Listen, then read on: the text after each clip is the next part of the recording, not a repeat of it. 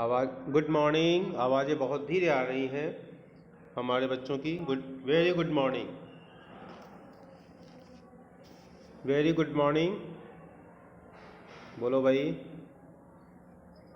कैमरे ऑन कर लेंगे बेटा, आप लोग अपने कैमरे को ऑन कर लीजिए। ओके, चलिए कैमरा ऑन कर लीजिए, क्योंकि मुझे ही केवल देखोगे क्या? इतने सारे बच्चे मुझे देखोगे तो मुझे नज़र लग जाएगी ना बेटा। चलिए कैमरा ऑन कर लिया। अगर नेटवर्क का इशू है तो कोई बात नहीं है। चलिए, तो अब हम बात करेंगे Ashoka the emperor who gave up war. इतिहास में कहा जाता है बेटा, रत्नगर्भा वसुंधरा प्रत्येक युग में ऐसे महामानवों को जन्म देती है जिनके सद प्रयासों से न केवल समाज, कुल, बल्कि राष्ट्र और मानव समाज गर्वान्वित महसूस करता है। राजाओं के बारे में प्रायः ऐसा कहा जाता है, the kings are mighty. Yes, of course they were mighty. The kings attacked to the other areas, other countries, other territories, and they exploited the resources and plundered the wealth of those countries. इतिहास में ऐसे बहुत सारे example आपको देखने को मिलते हैं जहां दूसरे देश पर राजाओं ने आक्रमण किया और आक्रमण करने के बाद वहां के लोगों को मार काट, ठीक है, पददलित किया, एक्सप्लॉइट किया रिसोर्सेज को, और वो सारे एक्ट किए, ब्रूटल एक्ट,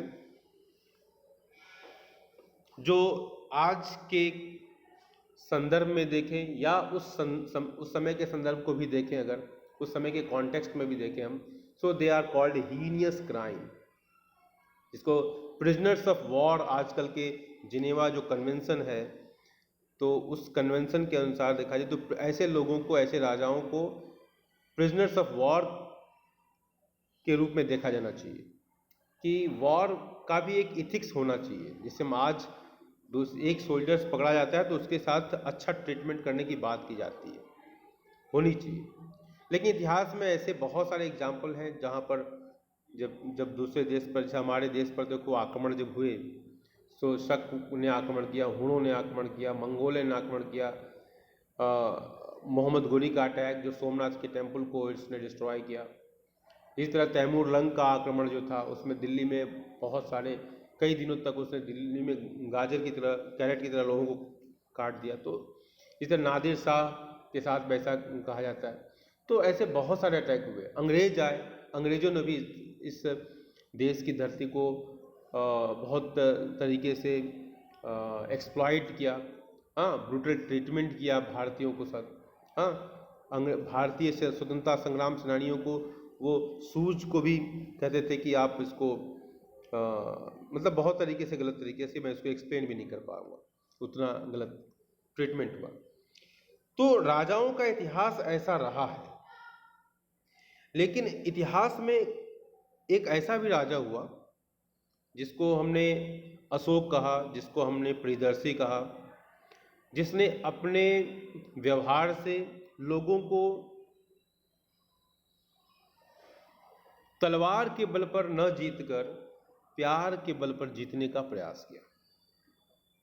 अगर ऐसा एग्जाम्पल विश्व इतिहास में कहीं मिलता है तो वो केवल भारत में मिलता है। और अशोक, उस समय के जितने भी राजा थे प्राचीन में, देखो जूलियस सीजर से लेकर अलेक्जेंडर भी कुछ मायने में बहुत महान मैं मानता हूँ, मेरा पर्सनल एक्सपीरियंस अलेक्जेंडर के प्रति, कि अलेक्जेंडर भी, हालांकि देखो अटैक करने में, लड़ाइयाँ जब होती हैं तो लोग मरते हैं, ये तो फैक्ट है, चाहे आज की लड़ाइयाँ हो चाहे उस ज़माने की लड़ाई हो। लेकिन एक रिस्पेक्ट फॉर जो सोल्जर होता है ना, वो अलेक्जेंडर के दिमाग में भी था।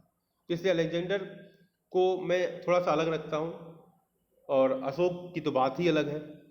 तो अशोक एक ऐसे राजा थे, एक ऐसे सम्राट थे जिन्होंने युद्ध को छोड़ दिया, ठीक है। तो ये अशोक की बहुत बड़ी महानता कही जाएगी।